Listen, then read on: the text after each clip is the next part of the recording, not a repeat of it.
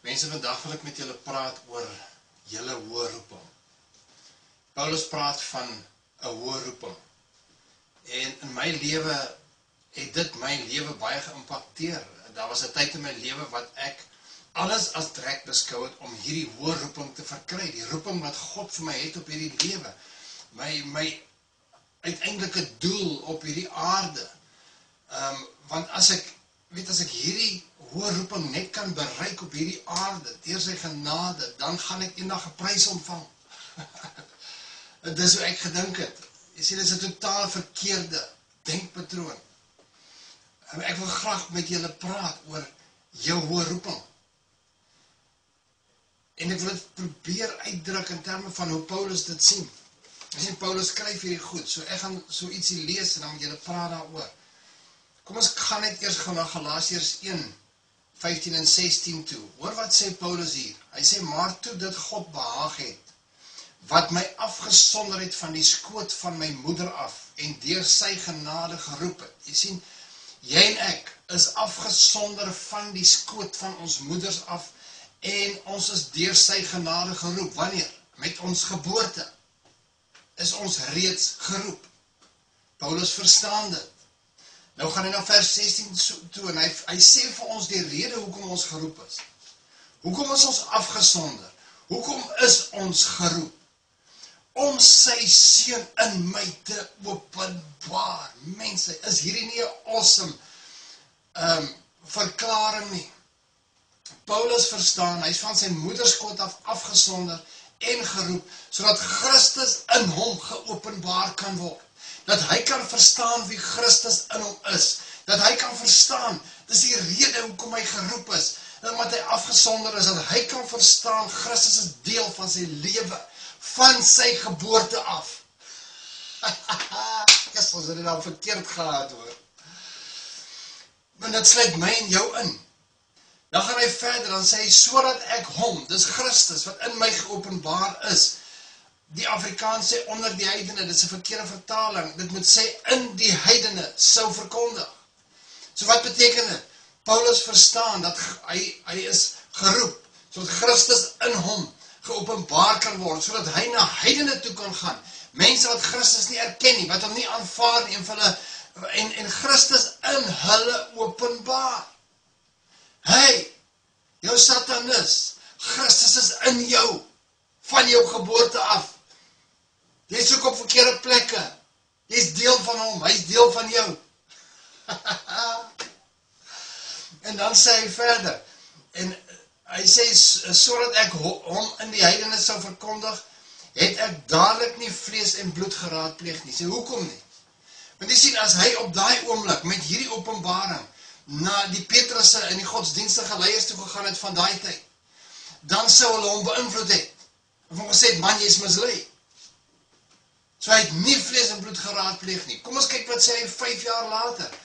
Nou, Paulus was in die proses van denke wat vernuwe, net soos ek en jy.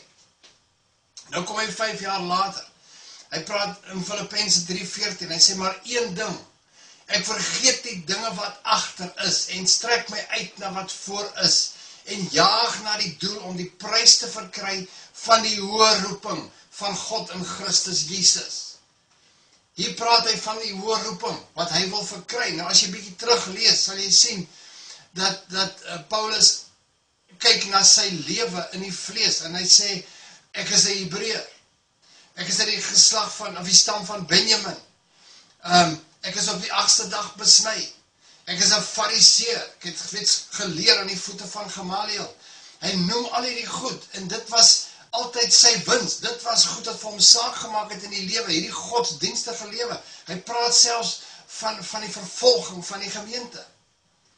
Maar dan gaan hy verder, dan sê hy, Christus het my gegryp, en daarom gryp ek na hom, en ek begryp nog nie alles nie, maar ek laat hierdie ou goed agter, hierdie godsdienstige denkpatrone, hierdie ou manier van leef, ek laat dit agter, ek beskou dit as drek, dit is nie meer vir my wins nie. Om die hoë roeping te verkry, ek strek my uit, vergeet van die dinge daar agter, ek strek my uit om die hoë roeping te verkry, van God in Christus Jesus. So wat is hierdie hoë roeping wat hy van praat?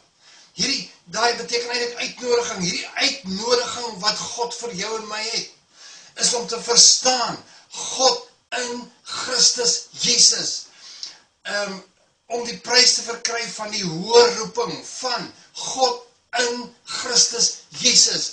Wat is ons hoë roeping? Wat is ons uitnodiging? God nooi ons uit om te verstaan dat jy van jou geboorte af afgesonder is, dat Christus in jou gestalte moet kry. Met ander woorde, dat jou denkpatroon moet verander, sodat jy kan verstaan, jy en God is een. Die hoë roeping is God in Christus Jesus. God is in Christus Jesus. Toe Jesus aan die kruis hang, sê die skrif, was God in hom, en hy die mensdom met homself versoen. Jesus sê, ek is in my Vader is in my. Hy sê, as jy my sien, sien jy my Vader. So waaroor gaan dit? Hierdie hoë roeping, hierdie uitnodiging wat God vir ons lê, is om agter te kom wat dit is, om 'n lewe saam met God te leef. Hy's ingeweef in jou lewe. He's infused into you. You are one with him. Ons is deel van God, en God is deel van ons. Ons het sy lewe geword. God het vlees geword. Dis ons hoë roeping. Die prys is nie eendag nie. Die prys is 'n vry lewe op hierdie aarde. Die prys wat ons ontvang, as ons denke so vernuwe, en ons begin besef wie ons is saam met God, deel van sy lewe, en hy deel sy lewe met ons, dan leef ons 'n lewe sonder veroordeling, sonder skuldgevoel, 'n vry lewe op hierdie aarde. Jy en ek is God se seuns. Jy en ek is deel van God. Dis wie ons is. So jou roeping en my roeping is dat ons denke vernuwe word, ons laat die ou goed agter, en ons besef ons is een met God.